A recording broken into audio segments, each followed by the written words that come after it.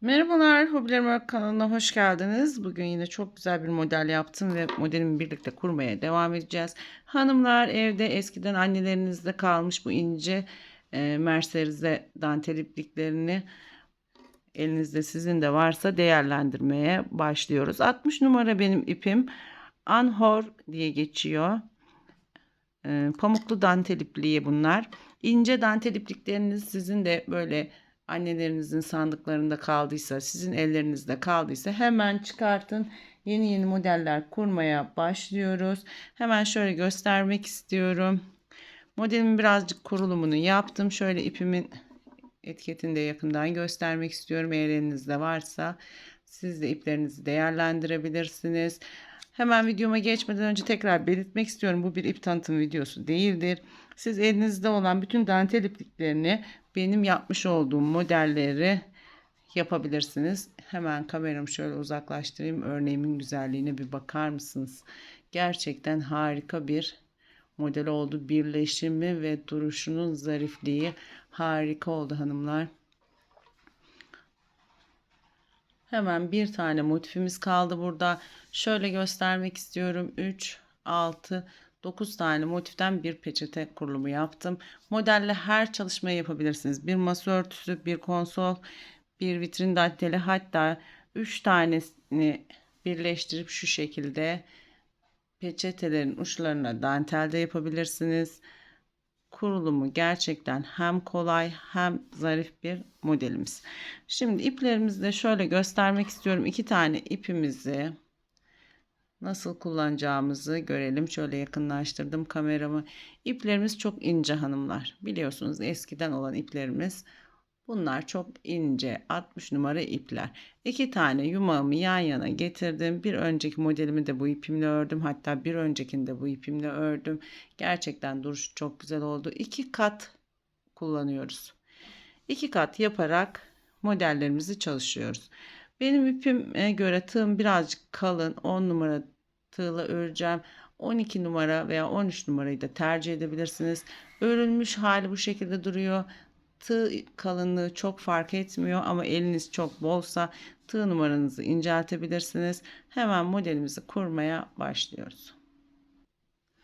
Evet, kameramı yakınlaştırdım. Bakın iki kat ipimizle iki tane ipliğimi iki kat olarak sarmıyoruz hanımlar. İki tane bobinden iplerin uçlarını alarak örmeye başlıyoruz. Örmesi zor değil. Hemen ipimin ucuna bir zincir ilmeği atıyorum. Buradan 1, 2, 3, 4, 5, 6, 7, 8, 9, 10 adet zincir çektim. 10 tane zincirimle geriye dönüyorum. Küçük bir halka oluşturuyorum.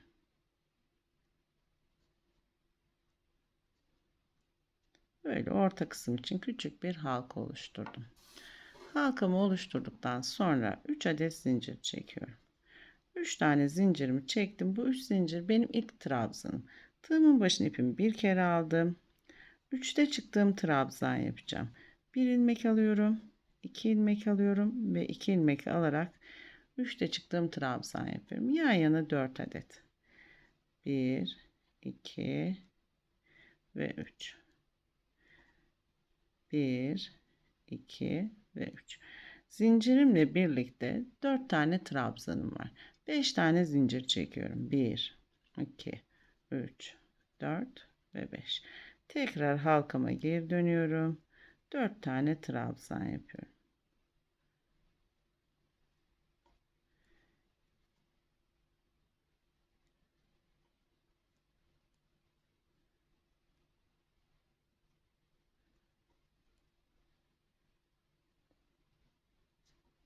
Evet, 4 adet trabzanımı yaptım. 4 grup oluşturacağız bu şekilde. Arada 5 tane zincir çekip 4 trabzan şeklinde 4 grup oluşturuyorum. Motifin orta kısmını oluşturmuş oldum. Başladığım yerle birleştirdim. Bir üst sıra için ipimi önümdeki zincir ağıma taşımam gerekiyor. Trabzanlardan ilmek alarak geçiş yapıyorum. Geçişimi tamamladım. Buradan 1, 2, 3, 4 adet zincir çekiyorum bu sefer. Tığıma ipimi 2 kere alıyorum bakın. 4'te çıktığım trabzan yapacağım. Hemen bir ilmek daha aldım. Birini alıyorum. 2 2 topluyorum. 4'te çıktığım uzun bir trabzan yapıyorum bu sefer. Tekrar gösteriyorum. Tığıma ipimi 2 kere aldım. Bir ilmek alıyorum, 2 ilmek alıyorum, 2 ilmek alıyorum ve 2 ilmek alıyorum. Tekrar sayalım. 1, 2, 3 ve 4. 4'te çıkıyorum. 4 adet trabzan yaptım tekrar yan yana. Arası için 1, 2, 3, 4, 5 tane zincir çektim. Tığıma yine 2 kere doladım. Bu iplerden yazlık bluz örebilirsiniz. Bu modeli de kullanabilirsiniz hanımlar. Evet. Tekrar 4 adet trabzan yapıyorum yan yana.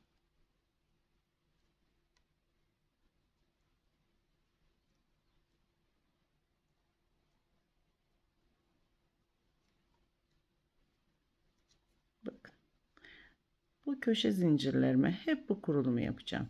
Geçerken de 1, 2, 3 tane zincir çekip bir yandaki köşe zincirime yine 4 adet trabzan yapıyorum. Bir sırada motifimi bu şekilde dolanıyorum. Evet, motifimi şöyle elimden bıraktım daha net görün diye. Motifin ikinci sıra kurulumunu da yapmış, tamamlamış olduk. Tekrar bir üst sıradan devam edeceğiz. Yine bir üst sıra için köşeye ipimi geçirmem gerekiyor. Başlangıç noktamdan ipimi taşıma işlemi yapacağım.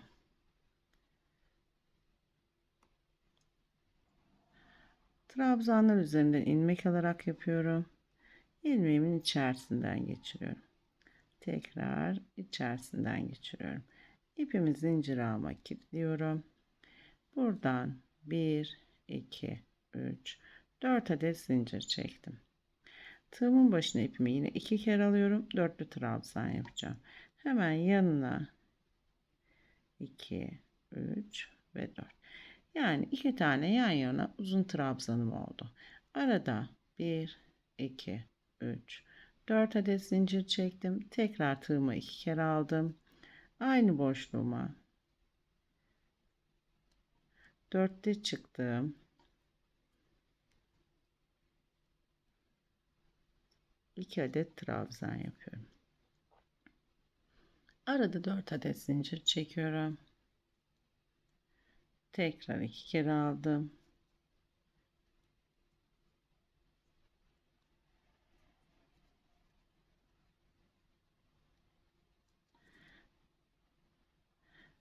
Bir, iki, üç, dört.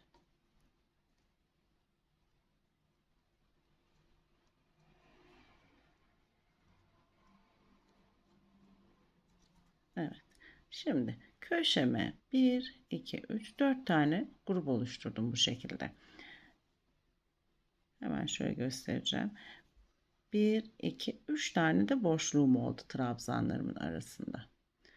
Buradan geçerken bu tarafa geçişimde 5 adet zincir çekiyorum. Eğer elinize göre gergin olursa zincir sayılarınızı bir artırıp bir eksiltebilirsiniz. Benim sayıma göre. Çünkü elimize göre, tığımıza göre, ipimize göre değişiklik gösterebilir. Diğer köşeme geçiyorum. Tekrar 4'te çıktım. 2 adet trabzan yapıyorum yan yana. Bu kurulumun aynısını bütün 4 köşeme de uygulayarak bir sıra daha dolanacağım modeli. Arada 4 tane zincir. Tekrar 2 kere aldım.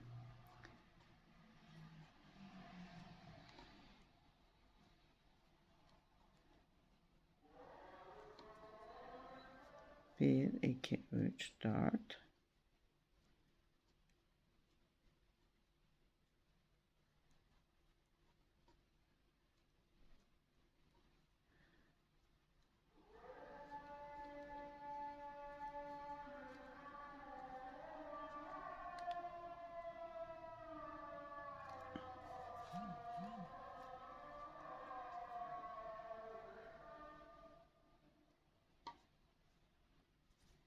Evet, 4 köşeme de aynı kurulumu yaparak modeli bir sıra daha dolanıyorum.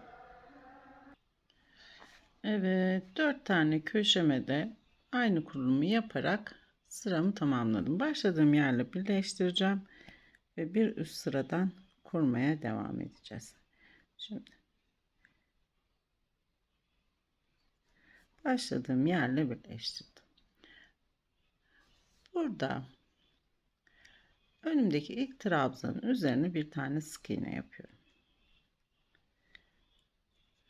Buradaki boşluğuma geçeceğim.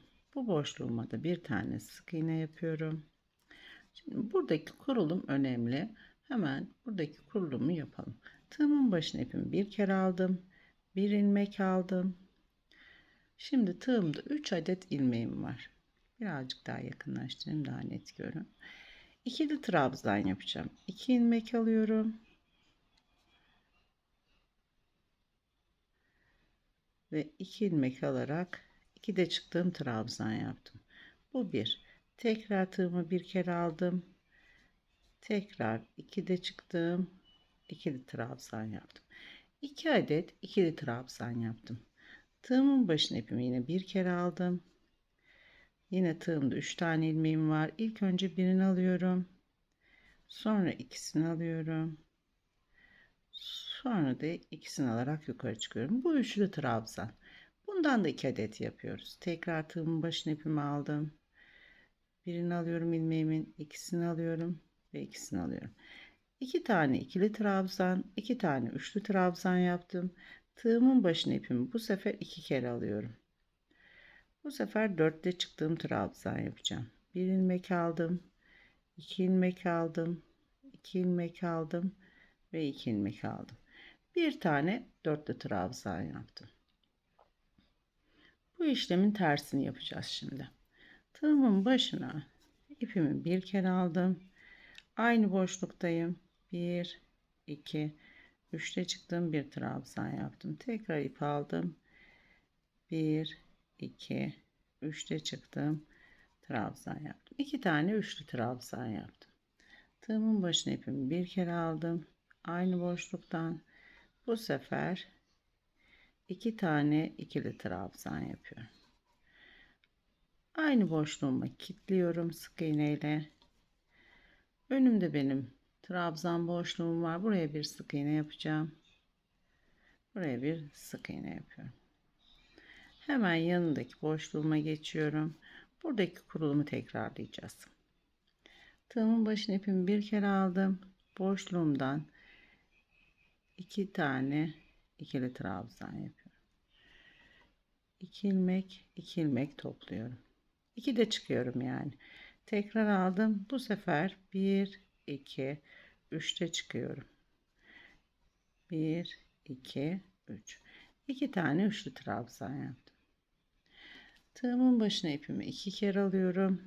Aynı boşlukta 1, 2, 3, 4'te çıktığım bir trabzan yaptım. Burası yaprağın tam orta kısmı. Bu dörtlü trabzanın üzerine bir tane kirpik yapacağım. 1, 2, 3, 4 zincir çektim. Geriye dönüyorum ve trabzanın üzerine kapatıyorum. Böylelikle bir kirpik yapmış oldum. Bu ortadaki boşluğuma yaptığım modelimde kirpik olacak. Tekrar tığımın başına ipimi bir kere aldım. 1, 2, 3. 1, 2, 3. 2 tane üçlü trabzan yaptım. Tekrar bir kere aldım. 1, 2. Tekrar 1, 2. 2 tane ikili trabzan yaptım. Bunu buraya kilitliyorum.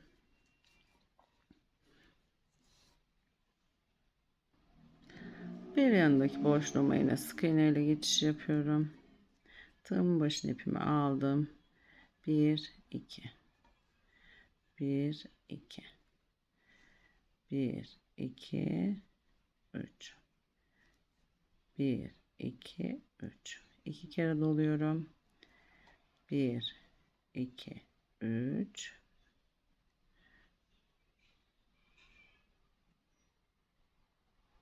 3 ve 4. Bunda kirpik yok. Sadece ortadakine kirpik yapıyoruz. Tekrar aldım. 1 2 3 1 2 3. Bu sefer 2 tane ikili. 1 2 1 2. Aynı boşluğa kilitliyorum. Şimdi ilk motifinizi yaparken bütün köşe noktasındaki yapmış olduğumuz boşluklara bu kurulumu yapacağız hanımlar. Burada geçişte bir zincirim var. Hemen trabzan üzerine sık iğnemi yapıyorum. Geçişteki zincirime sık iğne yapacağım. 1 2 3 ve 4. 4 tane sık iğne yapıyorum. 1 2 3 4 zincir çektim.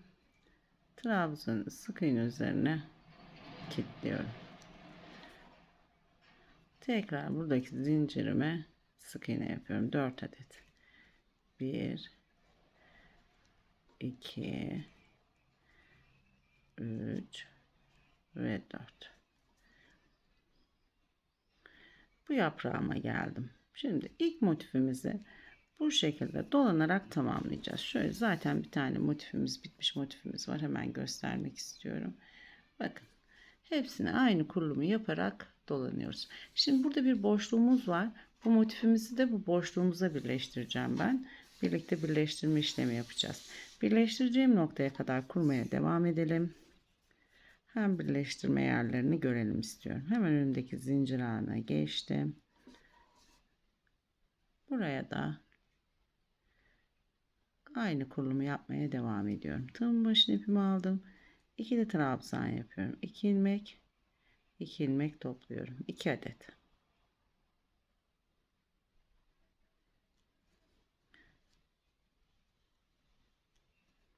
2 tane üçlü trabzan, bir tane dörtlü trabzan, bir tane üçlü trabzan, bir tane daha üçlü trabzan, tekrar 2 tane ikili trabzan. Böylelikle buradaki yaprağımı da yapmış oldum. Hemen kilitliyorum. Ortadaki boşluğuma geldim. Şimdi ortadaki boşluğuma kirpikli çalışma yapıyoruz ve kirpikten birleştirme işlemi yapacağız. Hemen kirpiğin olduğu yere kadar kurulumu yapalım.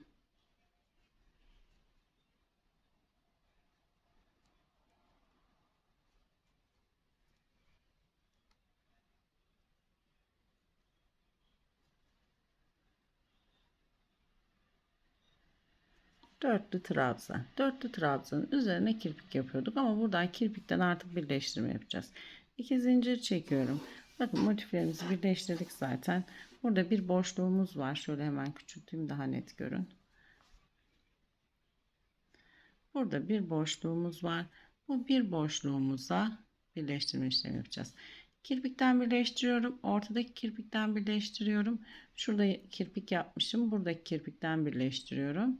Tekrar bu kirpikten ve bu kirpikten. Şuradaki kirpik sizi yanıltmasın. Bazen el alışkanlığı yanlış yapabiliyoruz. Oraya kirpik yapmışım yanlışlıkla. 2 tane zincirimi çektim. Şöyle yakınlaşalım. 2 tane kirpi zincirimi çektim. Ters tersine koyuyoruz hanımlar. Örmüş olduğum motifimin tersi. Elimdeki motifimin de tersine koyuyorum. Hemen buradaki kirpiğimin içerisine giriyorum ve kilitliyorum. Buradan birleştirdim şimdi. Şöyle tekrar göstereceğim. Kamerama bir ışık yansıması oldu. Evet, şekerim düştü herhalde, ellerim titriyor. Evet. Şimdi buradaki kirpikten birleştirdim. 2 zincir çekiyorum. Geriye dönüyorum. Kirpiğimin üzerine kapatıyorum. Kirpiğimi kapattım. Böylelikle kirpikten birleştirme işlemi yaptım. Tekrar 3 adet trabzan yapıyorum. Buradan birleştirdik. İlk birleştirme noktamız burası.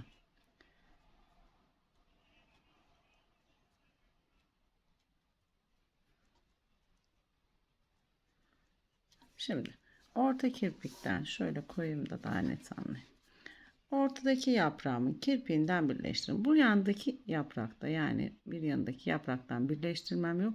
Ortadaki zincirime yapacağım kirpikten birleştireceğim. Buradaki yaprağımı tamamlayayım. Buradaki birleştirmeyi de birlikte yapalım. Şimdi buradaki yaprağımı da yaptım. Ortadaki zincirime sık iğne ve kirpik yapıyorum ve kirpikten birleştiriyorum. Hemen zincir alma. Ben 4 adet sık iğne yapıyorum. 1 2 3 ve 4. Eğer siz zinciriniz biraz uzun çektiyseniz sık iğne sayınızı artırabilirsiniz. 4 tane sık iğne yaptım. Şimdi 2 adet zincir çekiyorum. Buradaki birleştireceğim motifimdeki ortadaki kirpikten birleştiriyorum. Yine ters tersine koyuyorum. Hemen kirpiğimin içerisinden bir ilmek alıp kilitliyorum. 2 zincir çekip geri dönüyorum ve kirpiğimi kapatıyorum. Şimdi buradan da birleştirdim. İkinci birleştirme noktam. Geride kalan zincirime yine 1 2 3 4 adet sık iğne yaptım. Burada trabzan üzerine yapıyorum. İlk zincir ağıma geçtim. Buradan birleştirmem yok. Ortada 2 yaptığımdan kirpiğimden birleştireceğim. Buradaki yaprağımı tamamlıyorum. Evet, ortadaki yaprağımı yaparken birleştirme işlemi yapıyorum. Hemen ortadaki zincirime sık iğne ile kilitliyorum. 2'de çıktığım trabzan yapıyorum. 3'te çıktığım trabzan yapıyorum 2 adet. Bir tane 4'te çıktığım trabzan yapıyorum. Ve 2 zincir çekiyorum. Bu birleştirdiğim noktadan birleştireceğim şimdi. Hemen bir ilmek alıp kilitliyorum ve 2 zincir çekip kirpiğimi kapatıyorum.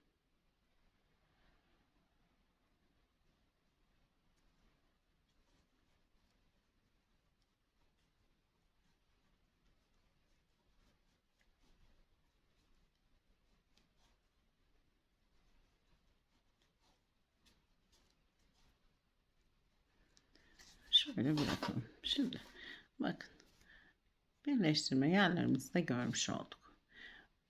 Ortadaki kirpikten, sık iğnelerin olduğu kirpikten ve orta yapraktaki kirpikten aynı şekilde bu motifimi bu tarafa da birleştirerek birleştirme videomu tamamlıyorum. Geniş açıdan bitmiş şeklini ve tam ölçülerini hep birlikte görüyoruz.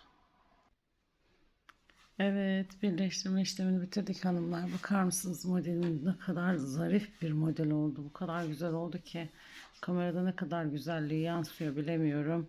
Gerçekten ben duruşunu, dokusunu, motiflerin zarafetine bayıldım. Hemen koşun annelerinize, sizin varsa elinizde iplerinizi çıkartın ve bu modeli kesinlikle kaçırmayın. Ben 3 6 9 tane motiften ördüm. Hemen 2 kat yaparak ördüğüm ipimle motifimin genişliğine bakacağım. 20 santim bir peçete genişliğini bize verdi. Karşıdan karşıya baktığımda ise 30 santim, 28, 29, 30 santim bir kare peçetemizle örmüş bulunuyoruz. Bir konsol yapabilirsiniz. Bir masa örtüsü yapabilirsiniz. Bir sehpa yapabilirsiniz. Hatta ipleriniz çok fazlaysa yazlık bluz bile yapabilirsiniz. Gerçekten güzel duran bir model oldu. İzlediğiniz için teşekkür ederim. Videoyu beğenip kanala abone olmayı unutmayın. Kanalın içerisine girdiğinizde birçok farklı modeli görebileceksiniz. Örmeye, üretmeye, farklı modellerle yeni çalışmalar yapmaya, eski modellerle yeni çalışmalar yapmaya devam ediyorum. İzlediğiniz için teşekkür ederim. Bir sonraki videoda görüşmek üzere.